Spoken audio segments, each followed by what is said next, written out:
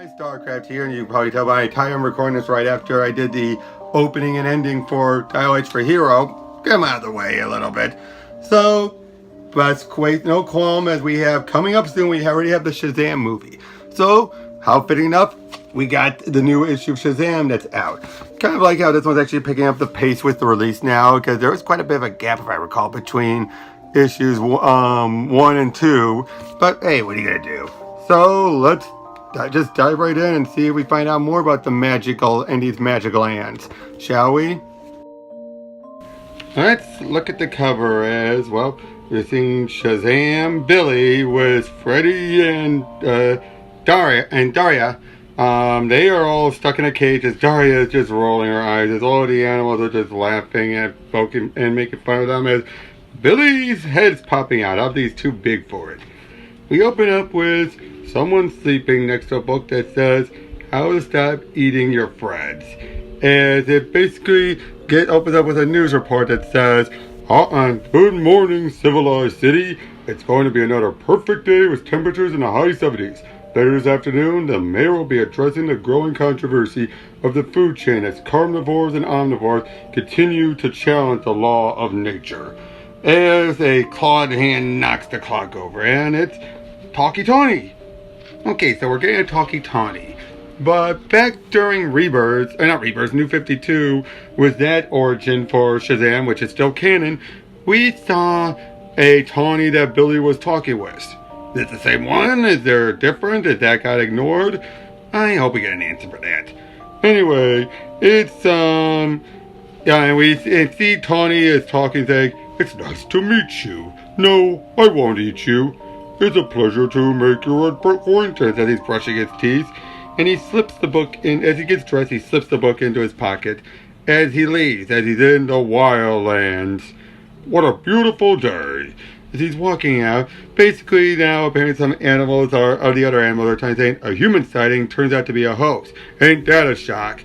And they're basically talking about all that stuff. Again, just talking animals as, all of a sudden Tawny is interrupted by the watchdogs, and from the laws of nature, figuratively speaking, and they start to frisk him, and basically accuse him of not being a proper tiger till they found the book, which is apparently it's forbidden literature, and he's knocked out. We then cut to Freddy and Darla waking up, and Darla's thinking it's all cute and cuddly, and as all the animals are there ready to, bag him up. Darla runs up saying, "Kitty!" as she hugs one of the cat cops. But then Freddy gets the right idea. They try to run off. And as they do, and the nets run at them, Freddy says Shazam, and nothing's happening. Okay, we don't know why that is. Then we cut back to Funland, as we're seeing Billy being dragged by King Kid and his kids, as they're basically he's explaining everything. When asked, "What did you do with my brothers and sisters?" I expelled 4 of them from the Funlands. They're no longer my problem. Though where my clowns sent them, that's their problem. Now the other girl, Mary, I'll show you what I've done with her. I designed the Funlands to be safe from adults like you. Did you come in search of your children as others have? Or are you like my parents? Do you like to hurt children? Yeah, apparently King Kid is not very much an adult hater. And when they turn 18, they are sent down below to keep Funland running until they die. Jesus. And Billy's basically called out saying, "They were kids like you, like me. Hey, how could you do this?" And because he hates adults. That's why he wished he never become one. And yet he never wished for the kids to never age. I'm hoping Billy calls him out on that in a future issue. We then see Freddy and Darla being taken through the city and being shown off. Everyone pointing at them, thinking that they'll be fed to the tigers. And Darla, she basically even says, "You're all so cute, I could eat you right up." She doesn't really mean that. Okay, that's funny. We then cut back to the Vasquezes as now they've called the cops because, well, the kids are missing. And basically they're saying now they're all gone, they run off. And then Mr. Batson is groaning, but is saying, I knew I should have come here. I should have let you tell Billy about me, that I wanted to see him. Maybe he heard me. Maybe he ran away again. And then when asked, Billy said he got lost, that he never found him. Yeah, apparently that's not entirely true. But we don't know it anymore, but we'll find out more about that later. As in the game lands, Pedro and Eugene are being surrounded by a bunch of mechs asking for registration cards. And basically we're getting very Tron-like, as it turns out they're right in the middle of a raceway. And yeah, they basically want to see their identifications and...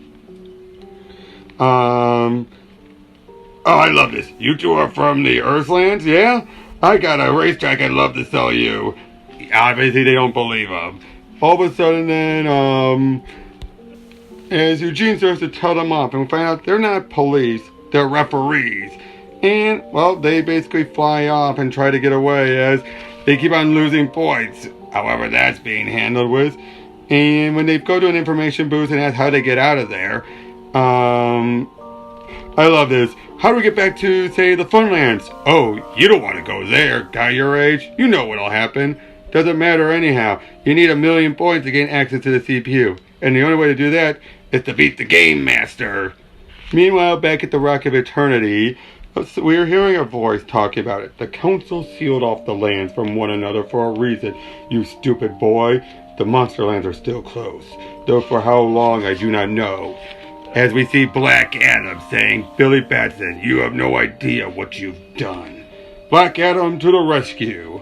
And that's the end of that and the 4th issue.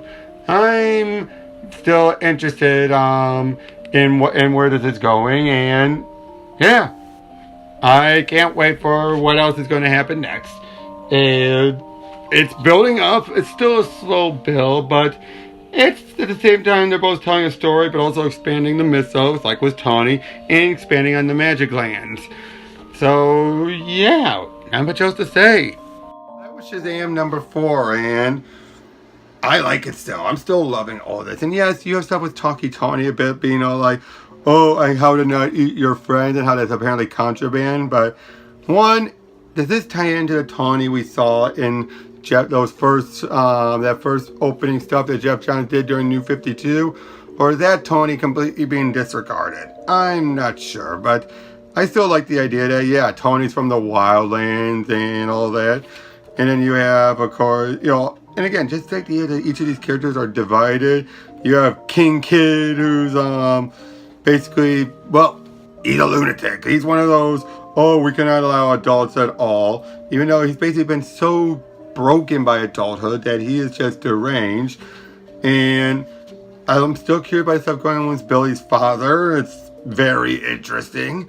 And then, of course, the stuff with in the game world is interesting. But then at the very end with Black Adam, I'm curious where they're going to go with that. I really am. Because, I mean, who better to come save Billy than Black Adam himself, right? And again, Jeff Johns doesn't seem like he's going to continue. He's going to keep the ownership. Black Adam's not evil. He's just doing things his own way. So, that's the end for Shazam number 4. Can't wait to see the movie soon in a couple of days, in a week.